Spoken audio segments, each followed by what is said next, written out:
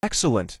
We'll begin with Chapter 1, The Scholar and the Spy of the Chrysanthemum Pact. This chapter introduces the strained yet disciplined world of Yukio and Yukio Nakamura, where rituals conceal buried truths until war forces a reckoning. The Chrysanthemum Pact. Chapter 1, The Scholar and the Spy. Kyoto, Japan. Winter, 1943. The snow fell in perfect silence upon the rooftops of Kyoto, coating the temple tiles like a monk's folded robes. Beneath this hush, Professor Yukio Nakamura stirred miso soup with precise strokes, each movement reflective of his life, disciplined, measured, and almost entirely devoid of warmth. His wife, Aiko, entered the kitchen at exactly 6:43, as she did each morning, her kimono patterned in faded indigo chrysanthemums. She said nothing. She never did before tea. She simply lit the stove's flame with a practiced hand, as though conjuring obedience from air. Yukio had married her at 27. She had been 17. And as porcelain and polite as the tea set her father brought to the wedding, the match had been arranged by their uncles, both of whom had raised their sake cups and muttered something about tradition, lineage, and divine order. In the decade since, they had shared breakfasts, gardens, and silence, not unhappily, but with the kind of contentment that arises from not expecting more than one's role allowed. Yukio was a professor of literature, or had been. By 1943, he was merely a vessel for slogans. He stood at a podium 3 times a week at Kyoto Imperial University and read from state-issued manuals with lines like, "The heart of the empire beats through sacrifice and sunborn loyalty." He no longer quoted Basho. The old poetry had become dangerous. Still, Yukio taught with the same posture he had once reserved for the tale of Genji. Straight-backed, elegant, a bit bitter. That morning, a note arrived in the sleeve of a returned library book. It was folded into a tiny origami crane. A clever cruelty, Yukio thought. They had used one of his own students' essays to carry it. Inside was a message, short and typed.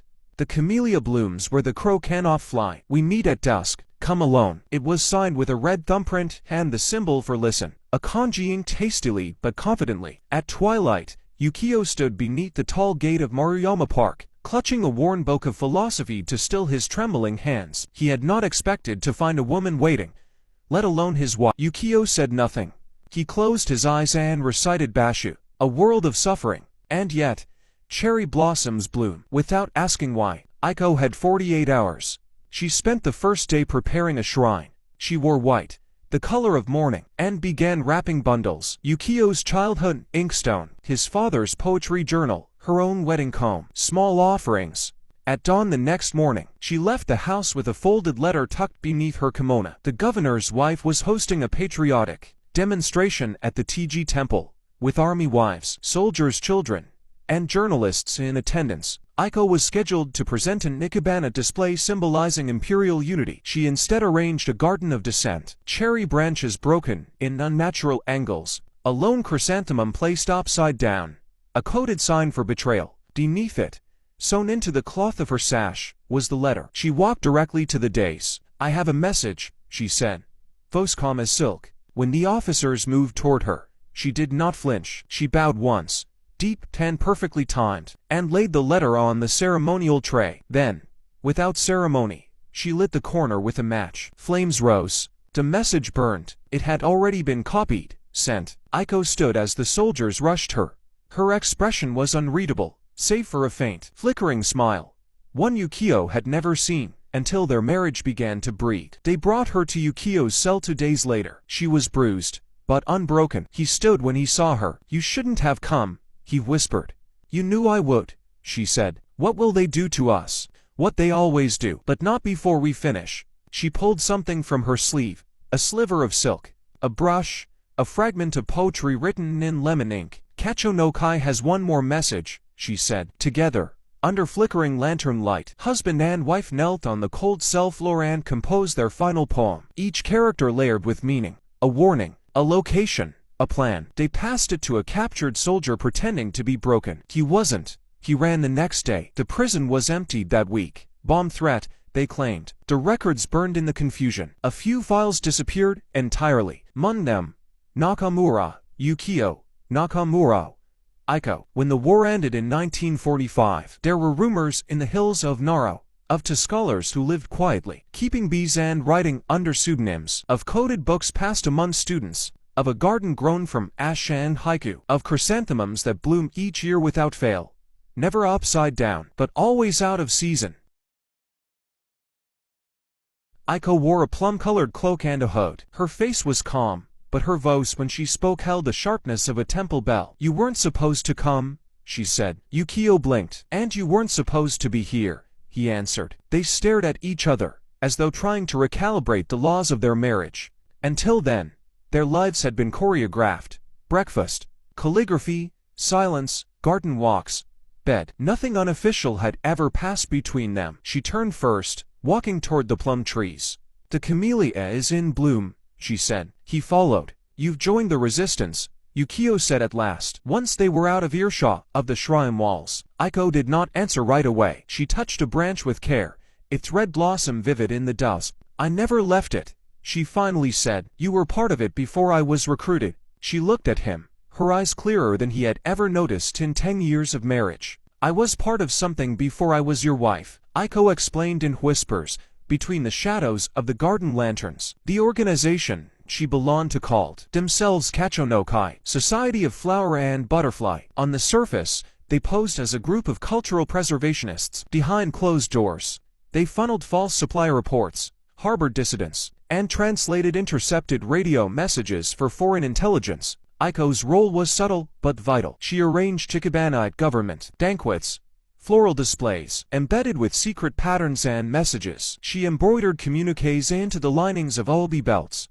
She delivered coded haiku sewn into silk envelopes. Yukio tried to reconcile this with the woman who had arranged teacups with military precision, the woman who bowed to colonels without blinking. "I thought you didn't care for politics," he said numbly. Aiko tilted her head. There was an amused glint in her eye. "I don't, but I care for truth.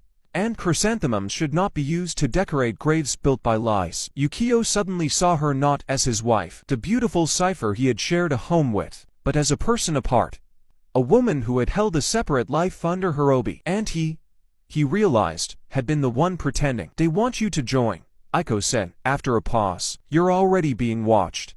If you say no, it won't protect you." Yukio stared at the blossom in her hand. "And if I say yes, then," she replied, stepping closer, "we will finally begin to speak." Later that night, back home, Yukio watched Aiko prepare for. She brushed her hair with slow, practiced strokes, each pass a ritual of stillness. He had watched her do this 1,000 times, but this time, he noticed something new. At the base of her neck, beneath her hairline, was a small ink marking, the kanji for Shinjiru, to believe. He did not say anything. He simply knelt and bowed his head to her shoulder, breathing in the scent of her hair, jasmine and smoke. For the first time in their 10-year marriage, Aiko reached out and rested her hand gently on the back of his neck. No words were needed.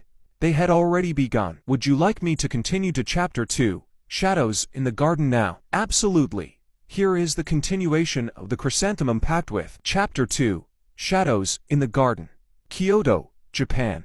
Spring, 1943. The first sign of spring came not in the trees, but in the sounds, frogs at douse, the dripping of thawed rooftops, and whispers that dared stretch longer than a breath. Beneath the stillness of occupied Kyoto, 100 quiet rebellions stirred like seeds under snow. In the Nakamura household, silence remained, but its weight had shifted. It no longer crushed.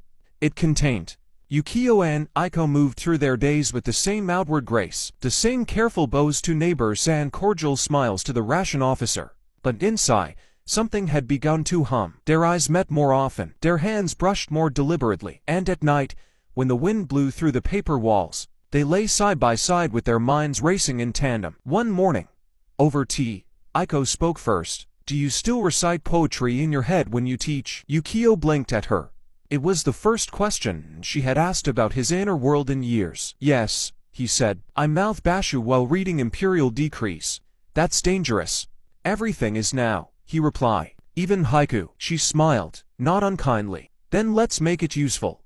Aiko began training him the next day, in their walled garden, tucked behind the sliding screen where ivy crept over the stones. She taught him the Kacho code. It was built on the oldest of Japanese traditions, kigo, seasonal words in poetry. The names of flowers, white, even bird calls, Each symbolized something precise. A white camellia means an attack on transport lines, she whispered, guiding his calligraphy brush. An out-of-season plum means supply sabotage. Hydrangea, diplomatic movement, he finished, grinning. They spoke in murmurs over mossy stones, like monks of a secret order. She recited poems aloud, and he deciphered their double meanings. They practiced slipping haiku into student papers and concealing phrases behind honorifics in lecture footnotes. Their laughter was quieter than the war, but it existed. At night, they translated British dispatches, using a shortwave radio disguised as a lacquered koto. Yukio's academic Japanese and Aiko's intuition made them a formidable team. She had a gift for rhythm,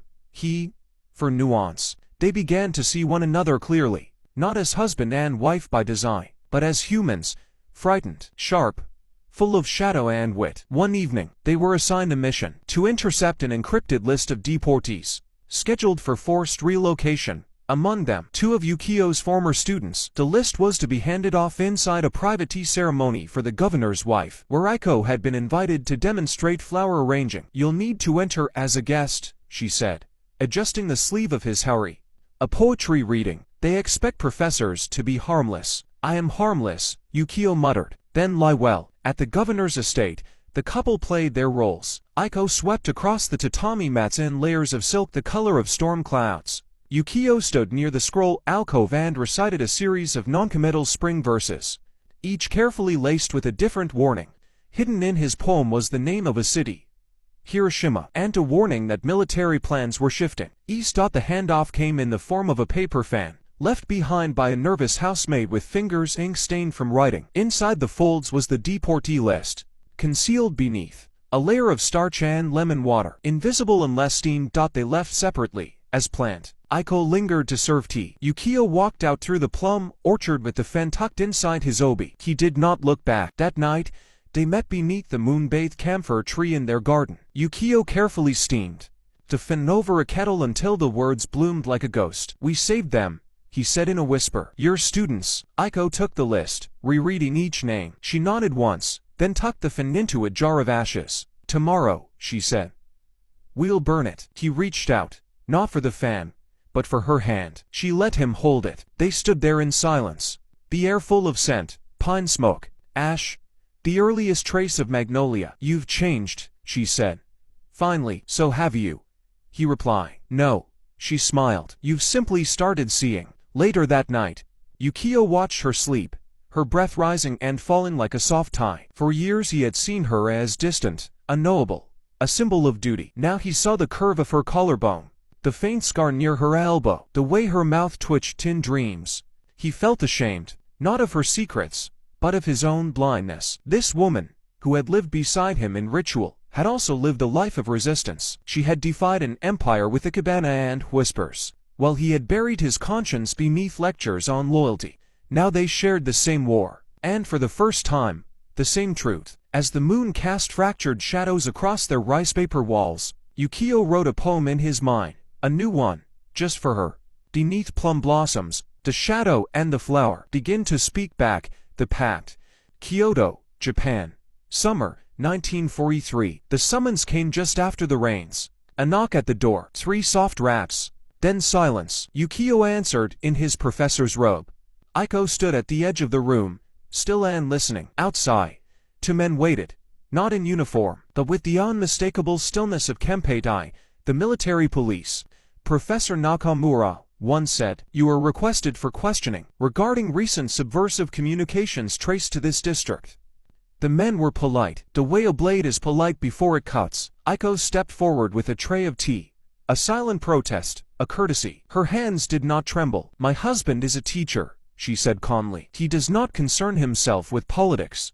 The officer took the tea, bowed slightly, and looked to Yukio. A teacher, he said, and yet his lectures grow poetic. Yukio did not resist. He kissed Aiko's hand, something they had never done in public, and whisper, don't burn the hydrangeas. She understood.